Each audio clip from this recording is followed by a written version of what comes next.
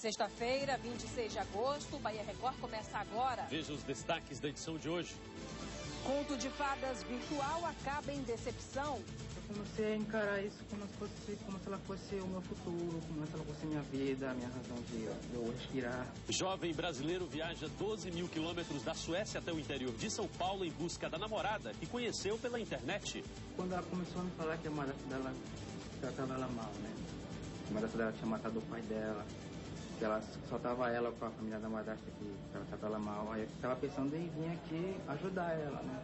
Aqui no Brasil encontra a desilusão. Ele descobre que a história era bem diferente do que ela contou. Em Salvador, o menor é impedido de retornar à Europa. Trabalhadores e usuários de postos de saúde da capital protestam contra a onda de assaltos. A gente aqui está sem proteção, porque não tem segurança, não tem nada. Os funcionários é mais mulheres, não é? E na hora de qualquer coisa assim, a gente fica à toa. E ainda o futebol. Bahia treina para o clássico nordestino contra o Ceará. Pela segundona, a Vitória precisa vencer o Asa de Arapiraca para encostar no G4. E tem música no Bahia Record. Você vai ver os melhores momentos do primeiro dia de apresentações do Festival de Lençóis.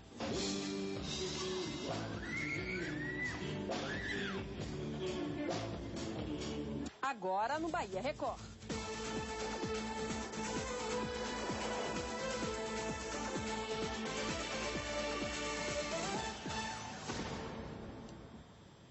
Boa noite. Boa noite. O Bahia Record começa falando do clima de insegurança em Ondina, um dos bairros mais tradicionais de Salvador. Carol. Moradores e comerciantes reclamam dos constantes assaltos e da falta de policiamento na região. Só para você ter uma ideia, Juca, uma lotérica já foi roubada 7 vezes apenas este ano.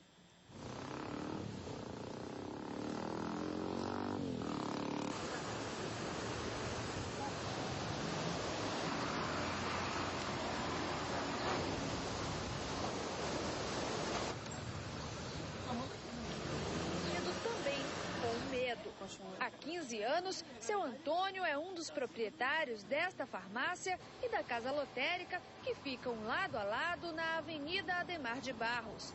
Ele já perdeu a conta do número de vezes que os empreendimentos foram assaltados, mas sabe que só este ano já foram 7. Os assaltos têm aumentado de um ano para cá muito, não multiplicou, eu diria que triplicou por várias vezes.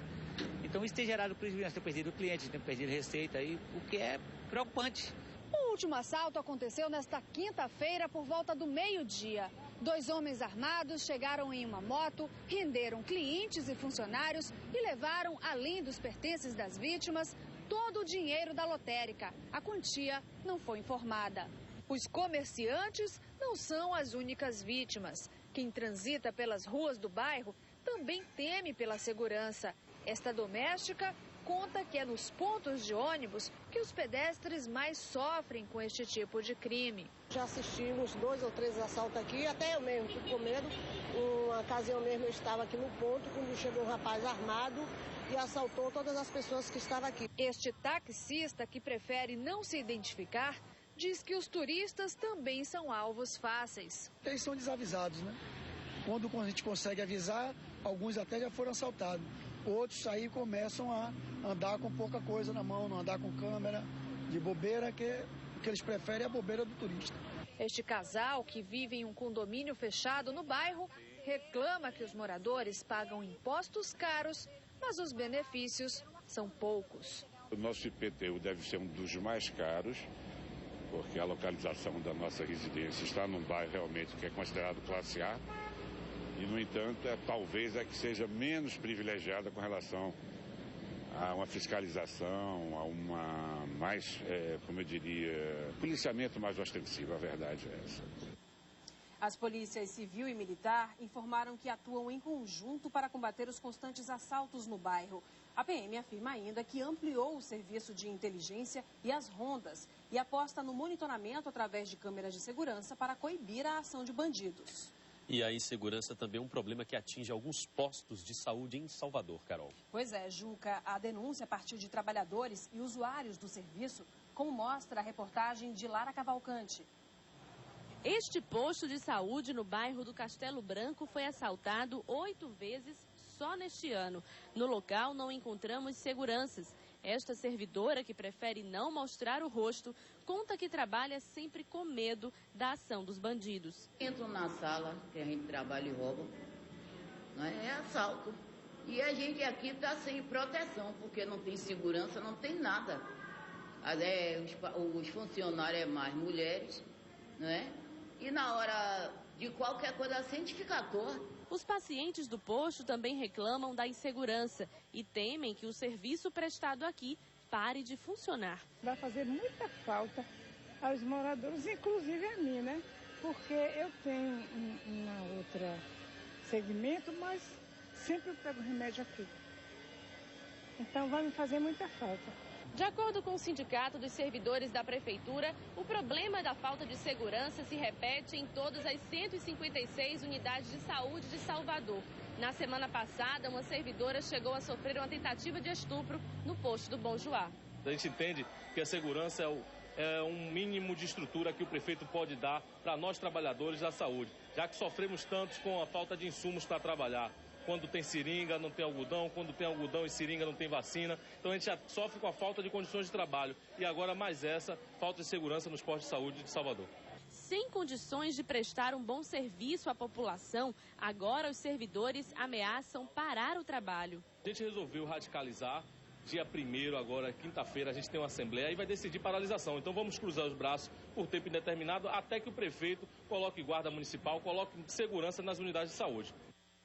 Em nota, a Secretaria Municipal da Saúde informou que o secretário Gilberto José se reuniu no final da tarde com representantes do sindicato. Na próxima quarta-feira acontece novo encontro com a presença dos coordenadores dos 12 distritos sanitários. A polícia prendeu 4 homens suspeitos de envolvimento no assalto a 2 bancos no município de Pupiara, a cerca de 600 quilômetros de Salvador. Segundo a polícia, os suspeitos aparecem nestas imagens, feitas por um cinegrafista amador e divulgadas na internet. Para roubar este banco na última segunda-feira, eles fizeram 4 reféns, 2 vigilantes, um subgerente e um cliente da agência. As vítimas foram libertadas minutos depois numa cidade vizinha. Na ação, uma pessoa chegou a ser baleada de raspão, mas foi medicada e passa bem. De acordo com a polícia, com este caso, esta semana já são 36 assaltos a agências bancárias na Bahia este ano. Hoje é dia estadual de enfrentamento e combate aos homicídios e à impunidade. Para lembrar a importância da data, familiares de vítimas de assassinatos protestaram em Salvador por maior rapidez no julgamento dos processos.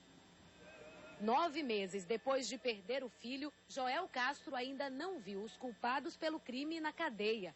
O garoto de 11 anos foi morto dentro de casa por um tiro disparado por policiais durante uma operação no Nordeste de Amaralina.